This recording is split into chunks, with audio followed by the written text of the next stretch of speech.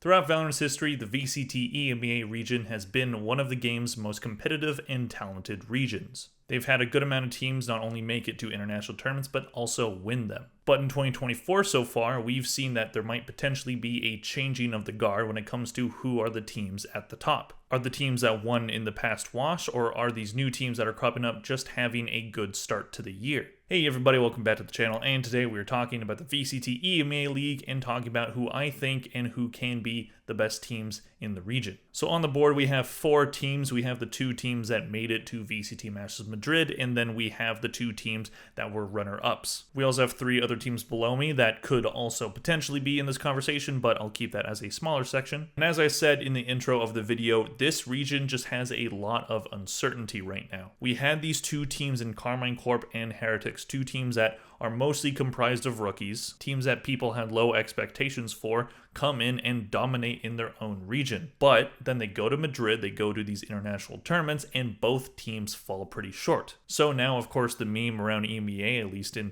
people outside the region, is now this region is a 0-team region. For anyone that's just saying it as a meme, I think it's funny. Keep saying it until they prove us wrong. But for anybody that actually genuinely thinks that that is actually what this region is, I think you're definitely overselling the lack of success so far. But anyways, let's get right into it. We're going to start with Karmine Corp, the team that went the furthest in Madrid and won kickoff. For the MVP, I chose Navi, who I do want to point out is from North America. So even EMEA's best hope is from North America, which I think is pretty funny. But Navi has proven to be a very effective player so far. He is kind of playing a duelist initiator flex. He was so good at kickoff that many people were already choosing him to be the best player in the world, and at Madrid, he didn't exactly prove those people entirely wrong. The main consensus right now is that Zekken is probably the best player in the world. That is a topic for another video, but Navi still did perform quite up to par. He led the tournament in VLR rating, so he was very impactful, and he is top 3 in a lot of the categories that I talked about in the stats video that I did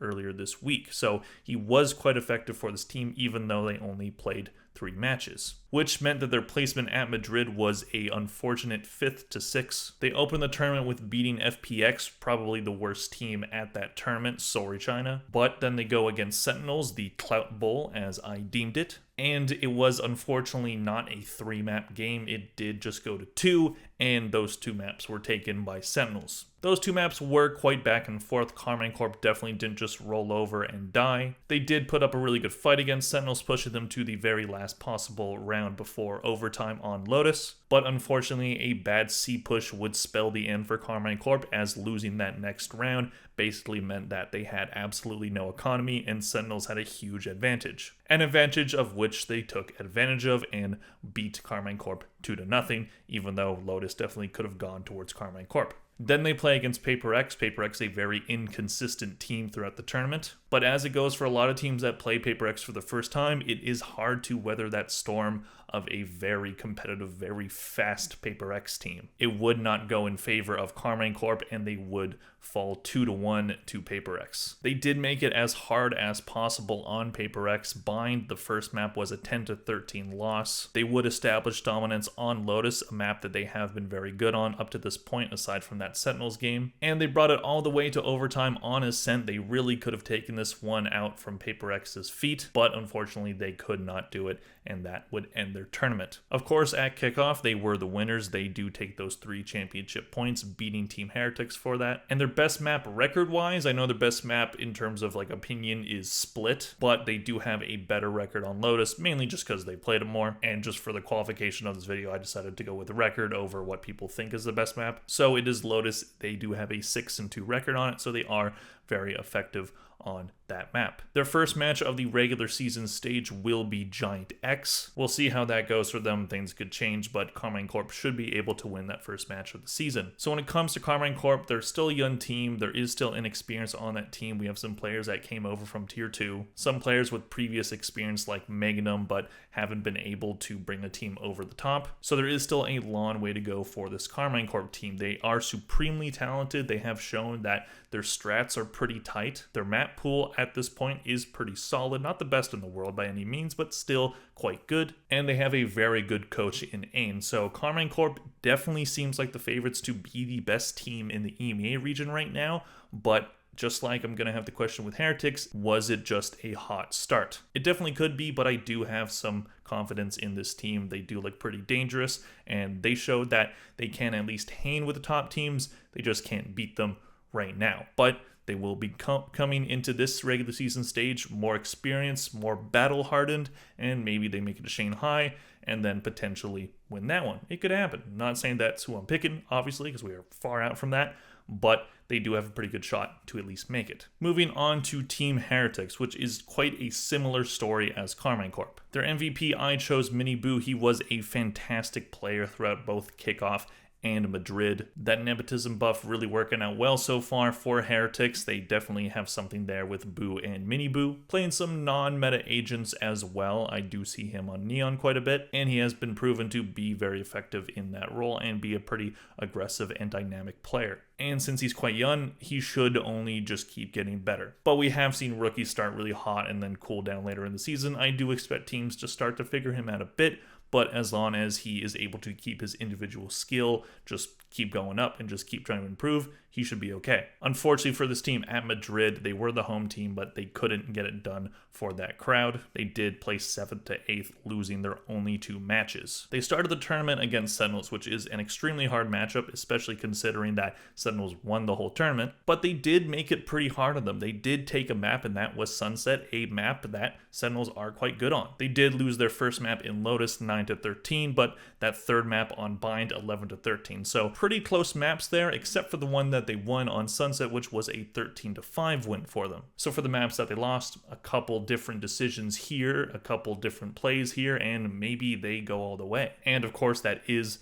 not what happened, but it is a promising sign to see them do quite well against the team that won. Unfortunately for them, their next match would be a very similar story. Just like Karmine Corp, they played against Paper X. Again, this is their first time playing this team, and it proved to be about as difficult for Heretics as it was for Karmine Corp, even though Heretics definitely lost in a worse way, but it wasn't that bad. They did lose that first map on Sunset 10 to 13, but they would bounce back on Lotus, winning 13 to 10. And on that map, they were starting to kind of talk trash. They were like yelling at the Paper X players, and that seemed like it just like woke the Paper X team up, which would end up being a terrible idea, because if you poke the bear and the bear wakes up, the bear's gonna kill you, which is exactly what happened. They did lose on split 7 to 13. Of course, they were the runners-up at kickoff. They placed second at that tournament, and their best map by record right now is 3 to 1 on Sunset, only losing to Paper X on that map so far. Their first match of the regular season split is going to be against Fnatic, a team that we're about to talk about. And for Heretics, I do think that there's a lot of talent on this team, but unfortunately, I do think it's going to be quite a bumpy road from here on out. In case you don't know, Mini Boo has to take some time off due to exams. He is still in school. They are going to have Patatek swapping in and out of the roster because Woot also has to take some time off. There was the visa issues with Rhines where he couldn't, be with them in Berlin during the kickoff event. Maybe that happens again. We have no idea so far, but I do think that if they have everyone together, this team is very dangerous. But since they're going to have all these kind of roster swaps, even though it's not like they're dropping players or anything, they just can't have these very talented players play for them. Unfortunately, that will probably mess with team chemistry and their synergy, and that might unfortunately hurt their chances to make it to Shanghai. Maybe I'm wrong and they do well enough to make it and maybe make it to Champions as well, but I do see it as being a tough road for them. I do think that they can at least stay in the top 3 of the EMEA region. So now talking about the 2 teams that were the runners-up to make it to Madrid in Fnatic and Navi. Starting with Fnatic, they of course lost to Karmine Corp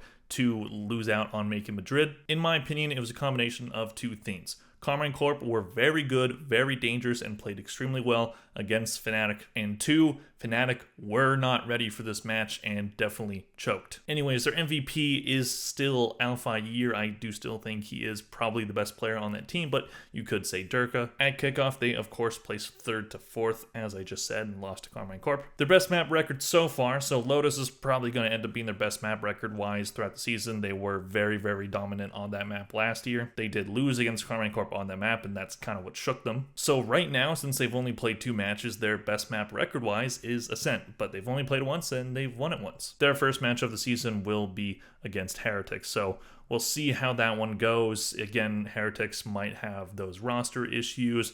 Fnatic probably angry that they weren't able to make it to Madrid, and the first time they haven't been to an international tournament in quite some time. And I think with Fnatic, I think they got too comfortable, they got too cozy being the best team in the region, and they forgot what it was like to lose in their own region. In 2023, Fnatic finally got over the hump. They finally won an international tournament in Lock-in, a crazy, almost getting reverse swept and then coming back to win it against Loud. Then they continued that momentum into their regular season, went flawless during that season, losing at the very end of playoffs, but it didn't matter. And then winning Tokyo as well, the first back-to-back international event winners. At Champions, they were 4th, so they didn't win, but they still got very close. And it does feel like 2024, this is really the year where this team, on paper, should be establishing themselves as the first dynasty in Valorant. Dynasty is kind of a weird word when it comes to esports, because what it means in regular sports is like 3 championships in 5 years. But since we have like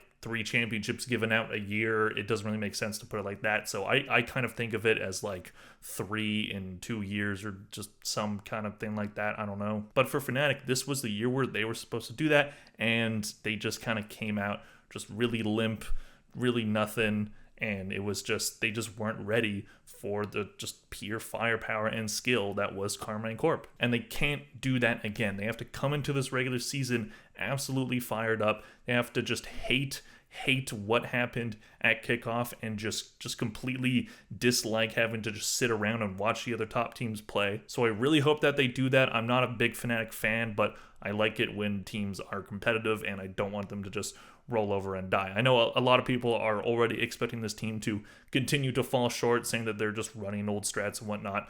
I do think that after losing that kickoff, they're going to be really angry, and I do think that they can come back and potentially establish themselves as the best team in EMEA once again. They've lost that title so far, but I do think that they still have the team that could do it. However, the team that I don't feel as confident about that statement in is Navi. Navi is an interesting case. So this is, of course, the FPX roster that won VCT Masters Copenhagen all the way back in 2022. A very impressive run and year by them. They were one of the top teams in EMEA and the world. Then in 2023, most of the roster goes to the Navi organization, but Artist opts to go over to North America and play with Energy. He then returns this year, so that roster that won a championship is back.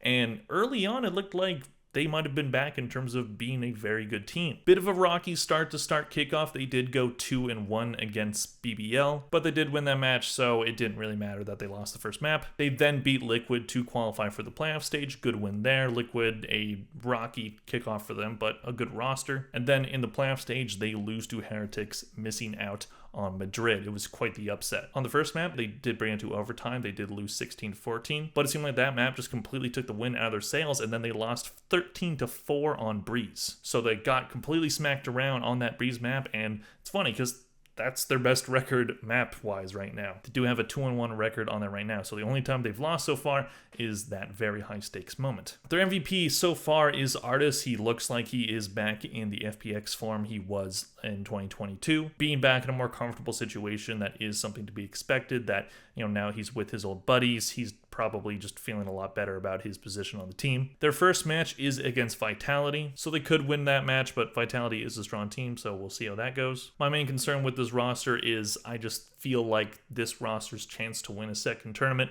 has kind of been long gone at this point. Last year with CNED, they were heavily inconsistent, and I didn't put it on CNED that was the case. It just kind of seemed like this team just wasn't really in form to win much of anything. They ended up, you know, just always getting that last spot to qualify for the international. If Fnatic hadn't won both Lock-in and Tokyo, Navi wouldn't have made it to Tokyo or champs. That was the qualification for this team. They always just had that last little spot, even though they were a team that on paper should have been number 2 in the region. So I will be interested to see where this Navi roster goes, but personally, I don't know if I'm expecting them to get back to Copenhagen form. I just think that time is past. But hey, they could prove me wrong. There still is some talent on this team. I just don't know if, you know, the way the meta is right now, if this roster is specifically built for that. So looking at 3 teams that could bump their way into this conversation of best team in EMEA, at least have, you know, some potential to do it. Vitality has a solid roster. They do have Trex, they do have Safe. There are some pretty good pieces on that team. Unfortunate loss at kickoff for them, but they did have to go through Fnatic and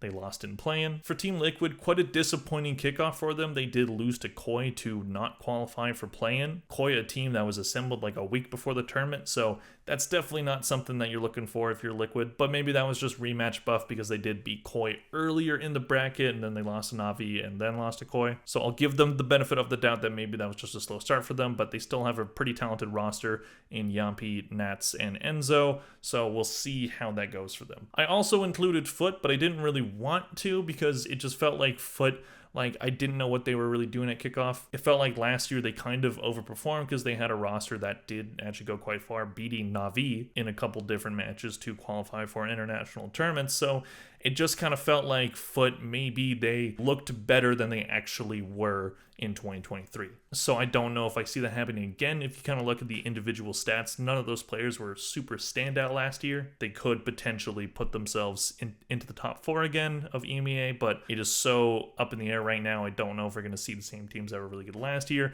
continue to be good this year. So out of the 4 main teams that we talked about today, what team do I personally think is going to be consistently throughout the year the best team in EMEA? Personally, I think it's going to be Karmine Corp. They have an absolutely insane roster, some very good pieces. They have a extremely good coach, so I do expect them to be pretty good. Heretics, I think they're going to struggle with the roster changes, but should still be relatively in the top 4, top 3. I do expect to bounce back from Fnatic. I think they are much better than what they've shown so far. I do expect to see them at Shanghai. If they don't make it to Shanghai, ooh, that's gonna be bad for them. For Navi, I don't know if I expect to bounce back for them. I don't think I'm gonna see them at Shanghai. I think they have some talent, but I just kind of think that this roster is maybe past their prime, and they are still very talented players. I'm not just trying to rag on the players or anything. I just don't know if I see it for them. Anyways, let me know what you think of these 4 teams and any other teams that could put themselves in conversation for best team in EMEA. Please click like if you enjoyed this video. Thank you all very much for watching, and I'll see you guys in the next one.